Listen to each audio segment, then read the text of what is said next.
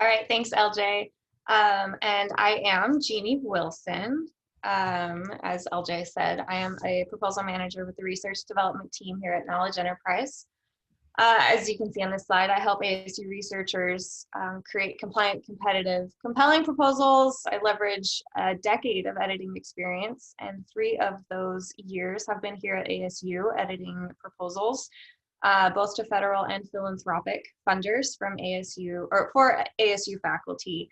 I was originally hired to start a proposal editing service here at ASU that is still available to faculty today, and I will share more about that later. And I've kind of moved into a few different positions, but now I find myself in research development, and I'm enjoying doing the proposal management part of it and still editing proposals. Editing is, maybe it's weird, some people find it weird, but I love editing. And I think it can be fun. I know for a lot of people, the thought of editing brings back images of high school English, right? Where you were diagramming sentences and late nights up trying to write your 5-paragraph essay or whatever. Let's try to overcome those fears today. Like I said, I'm going to try to make it fun and hopefully give you some really great tools to take away that will help you with editing your own writing. I do encourage you to take notes today. Like LJ said, the presentation will be available afterwards, but some of these things are just really helpful if you write them down. Before I dive in though, I just want to review a couple of websites and resources that are available to you here at ASU. The first is researchacademy.asu.edu. This is where you signed up for this event. They probably sent you a lot of emails, which is great. This is where we host all of our proposal development workshops. And you can find some other trainings on their website as well. So I encourage you to check it out. They have some great ones for research at ASU. Next is researchadmin.asu.edu. This really is your one-stop shop for submitting a proposal at ASU. Kind of just goes through all of the different processes and procedures, information on proposals, awards, all of that, including who your research administrator is. If you don't have one assigned and you're planning on submitting a proposal, you will need a research administrator. And there's a link on that website that will help you know who that person will be. And finally, we have funding.asu.edu. This is our website for Knowledge Enterprise Research Development. A lot of the information that we discussed today can be found on this website. You can sign up for weekly notifications using that maroon button right there in the middle. And that email, it comes weekly, and it has a lot of really great links to tools, events, and sometimes blog posts that give you just some really insightful information on proposal writing and grants and the process at ASU. We host all of our limited submissions and events and proposal management requests and things like that at this website as well. So I encourage you to check it out. Okay, so here is the series of our proposal development workshops. Like we talked about last week, the previous presentation, sorry, was how to write a proposal. Faye Farmer presented that. Today's presentation is on editing a proposal, so I sort of consider it a part 2 of a 2-part series. As LJ already said, these sessions are recorded and they're posted on our website after the live presentation, so it will be available afterwards. So to just kind of introduce the editing, I want to review a few of the key points from the previous presentation by Faye Farmer. She gave 3 rules of Proposal Club, and so I just want to review what those are because they're important to proposal editing. So the first rule of Proposal Club is always be compliant. The second rule, know your audience. And the third rule is write persuasively. These 3 rules of Proposal Club are critical. You need to address these before you can move into editing. Otherwise, the editing will be of no use when it gets to your reviewer. Speaking of reviewer, now that you've checked those boxes,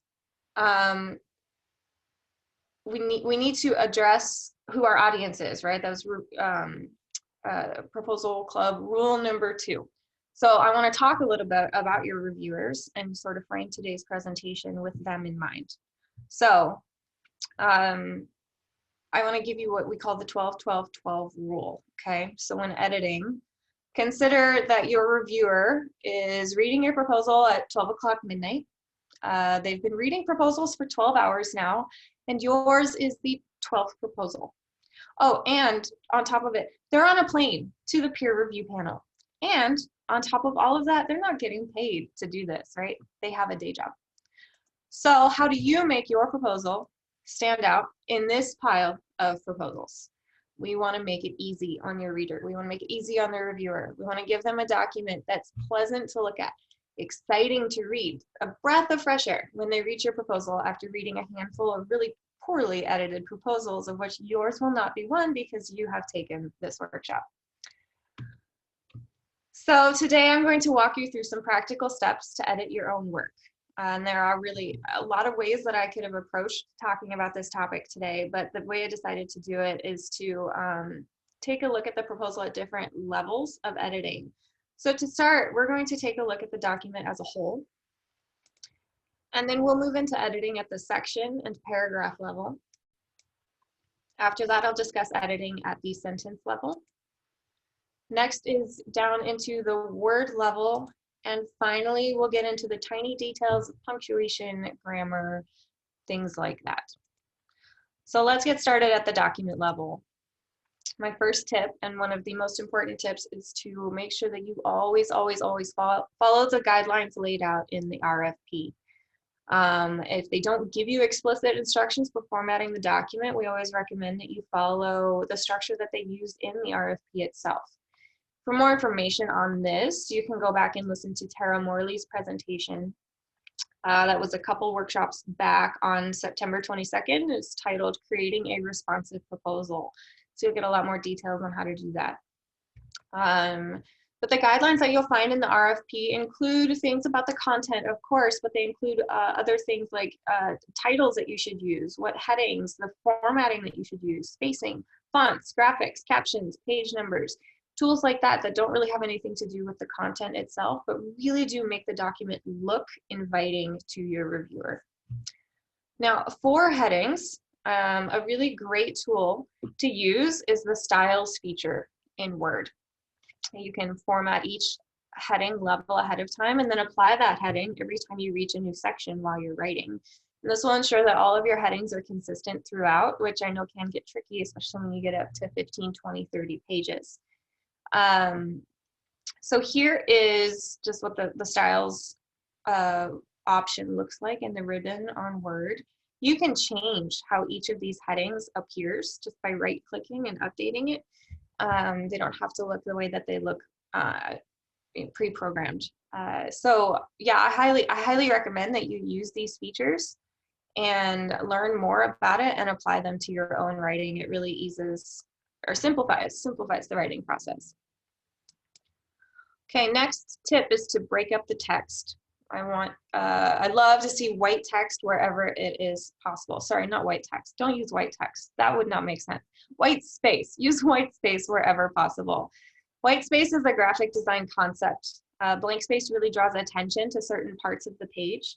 It gives relief to your reader's eye. It can signal a new section. It just balances the visual appeal of the document. Of course, we know that in proposals, space comes at a premium. So white space is really one of the first things to go when you're starting to run low on that word count. So there are simple things that you can do to increase that white space without really sacrificing a lot of your word count. Simple tricks like adding a 6-point space before each new paragraph or heading level can make a huge difference without really sacrificing too much space. And my next tip is to create a style sheet. A style sheet is different from a style guide, right? If you are using APA or MLA or Chicago or Turabian or whatever any of those style guides are, that's great. Keep using it. By all means, keep using it. A style sheet is different. It will be specific to your own proposal, to your own document. And you get to create it using your own preferences. You can put on it your list of choices for things like spelling, formatting, punctuation, etc.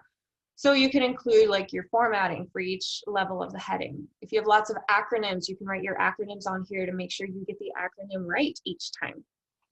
You can write down how you're going to format your list, right? How embarrassing would that be to go through a list in a paragraph and perhaps say A, B, C, 4, 5, it makes it up because you're not using the same formatting.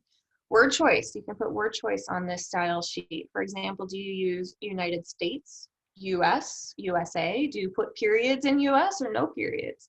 Or another example, one that I saw a lot when I worked in the Teachers College, do you use language learner, English language learner, ELL, non-native speaker?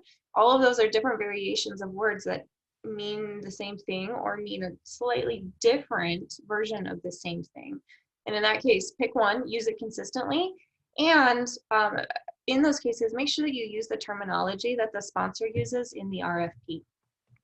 So ultimately, without even reading the proposal, your reviewer should be able to flip through it and see that it's well written and cleaned up and actually look forward to reading it. Okay, so you've got your style sheet, you've made the document level edits. You're now ready to begin reading and editing the actual content of the proposal. Assuming you've already followed those first 3 rules of Proposal Club, you should have all of your content solidified, so we don't need to do that here. But it may not quite be ready for grammar and spelling edits just yet. First, you should make sure that your thoughts flow well through each paragraph or section. So a common mistake made in proposals is including too much information in one paragraph. This is probably one of the most common things that I see when I'm editing a proposal. Proposals can contain paragraphs that span half a page or even more. In fact, I've seen them cover over a page. When possible, and try to make it possible, reduce the size of your paragraphs by breaking them apart wherever you introduce a new topic. You can use transition and topic sentences to introduce the new idea, and then use, of course, support sentences to support that idea or argument. So my next tip is to align the subjects of your paragraphs. And I can illustrate this for you with a question. And this, let me just ask, have you ever had to reread a paragraph a few times to understand what it was saying? I know I have to do this a lot when I'm editing proposals. Often, not always, but often that's because the subjects are not aligned. And the subject is the person or the thing that's doing the action of the sentence, right? This is a topic that comes up in a famous article by Gopin and Swan, where they bring up the concept of a topic position being at the beginning of the sentence. And it's important because in their research, a lot of reading relies on what shows up at the beginning of the sentence. That topic position tells us what the sentence will be about. So I have an example here for you that I just created out of nowhere. It has no meaning really whatsoever, but I thought it would be a good illustration of how to align subjects, or more so what happens when subjects aren't aligned. So let me read this to you. It says, Alan had a dog named Hank. The name reminded him of his grandfather, who served in World War II under General George Patton. He was gruff and dark, but lovable. His life was cut short by tragedy. Okay, so looking at this, there's that sentence that's highlighted in yellow. He was gruff, dark, but lovable. Who? Who was gruff and dark, but lovable? And then the following sentence, who died by tragedy? Was it Alan? Was it the dog? Was it his grandfather? Was it General Patton? We don't know. But with a simple change, we can align the subjects and it will suddenly make more sense, right? Now we replaced he with Grandpa Hank. Now we know Grandpa Hank was gruff and dark, but lovable. And we know that his life was the life that was cut short by tragedy. So that's what I'm talking about when I talk about aligning subjects. Another tool that you can use is called the given new method. This connects each sentence to the next. This is also from Gopin and Swan. They use that topic position at the beginning of the sentence and then the stress position, which comes at the end of the sentence, to structure sentences. And they suggest that information that you want to emphasize should go at the end of a sentence. So using this method to make sentences flow seamlessly from one sentence to from one to the next, you want to start your your sentence in that topic position with old information, information that's already familiar to your reader. And then you want to end in that stress position with new information, information that the reader hasn't encountered before. And then in your next sentence, take the new information and make it the old information, right? So we're repeating it and it carries the reader along, and then you can repeat or introduce another new piece of information at the end of that sentence. So to illustrate, let's go back to our example of Hank. It's revised slightly just to illustrate this concept a little bit different. So in our first sentence, we have new information, Hank. Alan had a dog named Hank. And then Hank becomes our old information in the second sentence. The name refers to Hank. I think I have these. No, I don't. Okay. And then in the second sentence, our new information is Alan's grandfather, right? And a few other things, but for the purposes of this illustration, it's Alan's grandfather. And so then in our third sentence, Grandpa Hank is linking back to our new information, but it becomes our old information. And we have new information that he was gruff, dark, and lovable. So that new information now links to our old information. He rarely smiled, which would be indicative of somebody who's kind of gruff and dark. And then in our fourth sentence, we have, like I said, he rarely smiled. Oh, I already made this point. So it connects back to gruff and dark, but lovable. And then in that same sentence, we end with, his life was cut short by tragedy. That's the new info that appears in the stress position of the sentence and at the very end. And with it being in that stress position, it leaves you wanting to read on, right? You want to learn more. What happened? What happened to Grandpa Hank?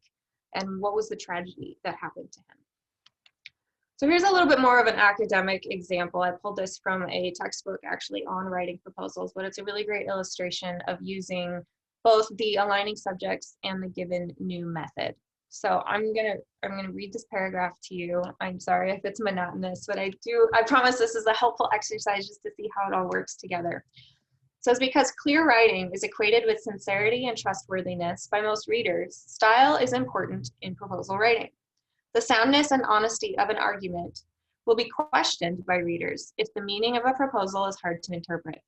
After all, they wonder, perhaps the argument in the proposal is not clear to the writers if their ideas cannot be expressed in plain language. So grammatically, this paragraph is sound, right? The ideas are there, the main points are there, there's nothing necessarily wrong with it. We understand the meaning of each individual word, but as a whole, the paragraph seems sort of underwhelming, right? So here are a few things that I can point out. All three sentences use the passive voice, which we'll discuss a little bit later. Next, our subjects are not aligned, right? We've got the subjects as readers. Sorry, let me back up. Subjects are clear writing, soundness and honesty, and they. And then we have readers that show up in all three sentences, but they're buried, right? So those would be our subjects, and those would be our aligned subjects, but they're sort of buried in the passive sentences that don't connect one to the next. And then we've got this really unique statement that's just kind of hidden in that first sentence. Style is important in proposal writing. Yes, it's in the stress position, but because it's not connected to the sentence that follows it, it just sort of like disappears, and we don't really come back to this topic that really is a very important point. So I think it's probably misplaced in the stress position. So I rewrote this paragraph and used the aligning the subjects in old new pattern and tried to make it a little bit more readable. So let me read it again, and let me read this revised version. Style is important in proposal writing. Readers equate clear writing with sincerity and trustworthiness. Readers question the soundness and honesty of an argument if the meaning of a proposal is hard to interpret. If writers' ideas cannot be expressed in plain language, readers wonder if the argument in the proposal is not clear to the writers. Okay, so here's what I did. First, I broke up that first sentence into two, and I moved that topic idea into a topic sentence. Style is important in proposal writing. And then readers become the subject in the rest of the sentences which then makes the sentence's active voice. Sentence 3 introduces a new idea that something can be hard to interpret. And then sentence 4 starts with this concept of plain language, which links back to that new information of something being hard to interpret. And then there's this final thought at the end that writers are not clear on their own argument. This is a really great point to end with in the stress position. Okay, so that's the end of the examples at the paragraph level. I just wanted you guys to see some illustrations of how you can work at the paragraph level to let the ideas flow through each other. So now we can move on to the sentence level and work on editing here. My first point, these start to get really practical at this level. I will say that now. First tip is that your sentences should average about 14 words. I found this on a LinkedIn article by an APMP member that did some research. She found that people find 11 words or 11-word sentences to be really easy to interpret. At 21 words, it gets fairly difficult. At 25 words, it becomes difficult. And at 29 words, it becomes very difficult.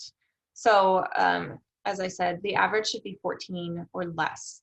However, don't make every sentence 14 words. That would be boring. That would put me to sleep. That would put your reviewer to sleep. You want to vary your sentence length, right? You want to use a mixture of long sentences and short sentences to draw attention to significant details. Short sentences are especially good for drawing attention to details.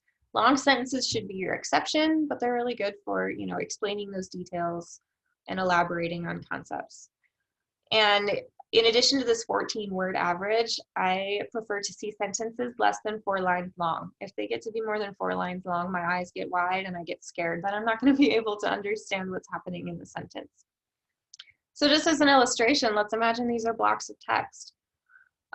Here's one. You see 2 breaks. So this paragraph has 3 very long sentences, and 2 of them two of them span more than 4 lines, right? Or here's another option. Same text, but broken up. Same number of lines long, but way more breaks. If you're like me, I would so much rather read that second example. Okay, next tip is to use active voice. Like I said, Faye presented on this in her last in her presentation a few weeks ago. So I don't need to go into too much detail. I'll just remind you that active voice is making sure that you show who is doing the action, right? Don't let something be acted upon. We want to show who is doing the action. So you can use we or I wherever it's appropriate. I love this quote by Steven Pinker. He says, "Good writing narrates a story advanced by protagonists who make things happen. Inept writers work backward from their own knowledge, plonking down ideas as they think of them. So they begin with the outcome and throw in the cause as an afterthought." So as a researcher, your daily work is focused on your research, and that's great. That's why you're here. That's why you have amazing ideas to propose to these sponsors.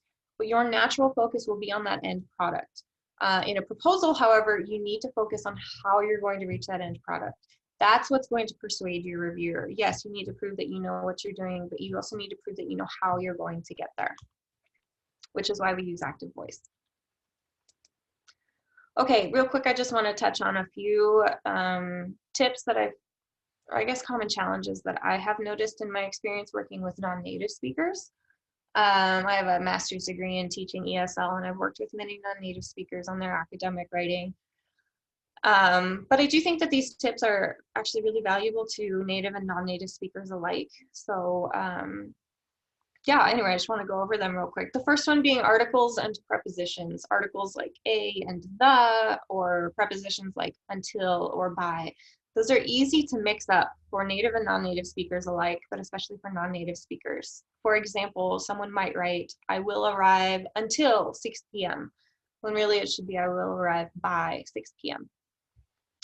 Second tip is the overuse of transition words. I see this a lot. Transition words are great for connecting one sentence to the next, but they are not for every sentence. It starts to become too much and then they just don't make sense anymore. So use them strategically and sparingly. Finally, word choice. Thesauruses are great tools for non-native speakers especially, but they can cause trouble. So if you're going to use a thesaurus or try to use a word that you're not totally sure about, check with a colleague or a friend and just make sure that the word actually makes sense in the context that you're using it. Okay, and speaking of words, let's move on to that level now of the document. My first tip, really topic that I want to bring up is the idea of jargon. Jargon is just specialized language that you use among your peers within a specific profession or field.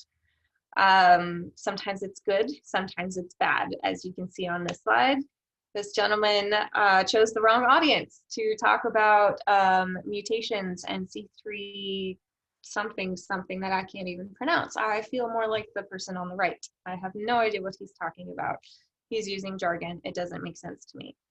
In this case, remember, consider your reviewer. Will your reviewer understand your jargon or will they not?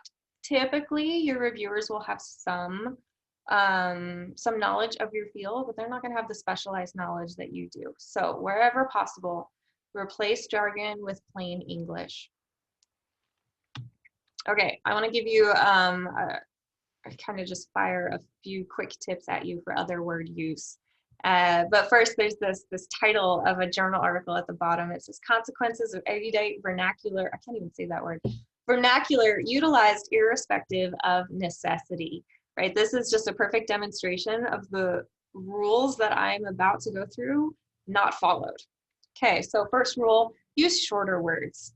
Instead of accordingly, just say so. And instead of facilitate, say help, right? We don't need to try to sound smart by using big, long words. We can just say the word that makes the most sense. And those shorter words are going to save you space on your page. And remember, space comes at a premium on proposals. So use the shorter words. In the same vein, use less complex words. We don't need to remunerate. We can just pay. We don't need to liaise with somebody. We can just meet. We can use less complex phrases, like instead of we make a decision to, let's just decide. And instead of saying due to the fact that, just say because, right? We just dropped our word count from 5 to 1. If your proposal is based on word count, that is a very simple way to make significant changes to your word count. Remove unnecessary words. Final result. Well, that's redundant because the result is already final, right? So let's just say result. Interact with each other. Again, that's redundant. We can cut that word count from 4 to 1 and just say interact. Avoid nominalization. Nominalization is just a big word that means taking a verb and turning it into a noun, right? So in that first bulleted example, the verb is consider, but what you see written in proposals often is someone will change that and say take into consideration. That's not quite as exciting to read, right? Verbs are the action of the sentence. So we want to really hone in on that action. We don't need to take something into consideration. We can just consider. Same with make a decision. Let's just decide. And speaking of action, let's avoid weak verbs, right? Am, is, are, was, were, be, being, been, take, make. Those are boring verbs. They don't really illustrate anything of what's happening. But verbs like appreciate, explode, sacrifice, engage, those are active verbs. They give you a mental picture of what's happening, right? So now look back at this journal title at the bottom, consequences of erudite vernacular utilized irrespective of necessity. I love this because the author didn't stop there. He demonstrated how to change that. Problems with using long words needlessly, right? That's what he's trying to say. That's what this whole article is about, is we don't need to try to sound smart. We can just write what we're thinking. Okay, grammar, not grammar, spelling. They spelled grammar wrong. This is just a really great illustration of how poor spelling can be really distracting to your reviewer and why it's important to use that spell check feature in Word. I don't need to teach you how to spell. I don't need to give you any fancy tools. You guys already have access to it. It's that spell check in Microsoft Word. So use it. It's important. It really can affect the meaning of what you're writing. There's another feature in Word that will tell you some other details about your writing that are super important. It's called readability statistics. This is not automatically turned on in Word. So you'll see on the left the steps to follow to activate that. I'm not going to go through it right now because this is something you can do on your own time. But when you activate it, After you run a spell check, it's going to pop up this window that you see on the right and give you some of the statistics about the document that you're writing. And I just want to walk through a few of these features that you see in this example. So the first is these readability statistics, Flesch reading ease and Flesch Kincaid grade level. Aim for a reading ease of greater than 60 and a grade level between 5 and 9. Remember your reviewers. We want to make it easy on them. Okay, I know, at least in my experience, when I'm editing a proposal, often that grade level ends up being well over 12. And think about, well, let me back up. Like I said, think about your reviewers. And this reading ease is supposed to be well over 60. This is not. So this is a pretty typical example of where proposals start, but it gives you a good point of reference for making those changes. Jeannie, you've got a question. Yeah. And I can't recall if you addressed this later or not, but do you recommend using Grammarly for non-native speakers? And how much should I trust the software? Thanks. I actually have a slide on, that's my next slide, so I will get to that. Great. But thanks for that question. Is there anything else, LJ? That's all. Okay, thanks. Okay, so that's the Flesch Kincaid reading ease. There's also those words per sentence. This is how you can check it. You don't need to sit there and manually, calculate it out on your calculator. Obviously, this proposal is well over our 14 words per sentence recommendation, so it needs a little bit of trimming there. And then you've got this great tool here that shows you how many passive sentences you have. There will be passive in your proposals, and in some cases, passive is the right choice. So you don't need to aim for 0, but definitely aim for a low percentage of passive sentences. And like I said, spell check will flag those for you. You don't have to run the readability statistics just to find them. If you turn that on in spell check, it'll show up as you're writing. Okay, so someone read my mind about Grammarly. Here's some other tools that you can use. Grammarly and Perfected is another one, though not as commonly known. My opinions on them, I think that they're super helpful, especially for people, non-native speakers and people just who struggle with some of the grammar and mechanics of writing. I will say use caution because it's not perfect. Just like Microsoft Word spell check isn't perfect, right? So take the suggestions, but I always recommend just either passing it or running it by like a native speaker or even a colleague, or just read it out loud, right? We know what language should sound like when we're speaking it, but sometimes on paper when we read it in our head, it sounds different than it would if we read it out loud. So read it out loud and make the changes based on that, or read it to somebody else. All that to say, by all means, use Grammarly, use Perfected. I do think they're more robust than spell check in Microsoft Word. So it does give you a lot more suggestions. And another tool, really it's a service that's available to you, is proposal editing here at ASU. This is the service that I shared that I started at ASU back in 2017. It's expanded since I was there. They provide editing on any type of research writing, and it's available to all faculties. So there's really no limitations on who can use it. And you can see their website there. You can visit their website for more details. I do know that their standard turnaround time is 5 business days, so you need to make sure to plan for that before, or to make sure it lines up with your submission deadline. Okay, let's get back to the nitty-gritty, the last part of our document, the grammar and punctuation. Punctuation's important, right? Here, I love this meme. The simple difference between a comma and a semicolon totally changes the meaning of the sentence. And here I'll illustrate why it's important to read things out loud, right? A woman without her man is nothing.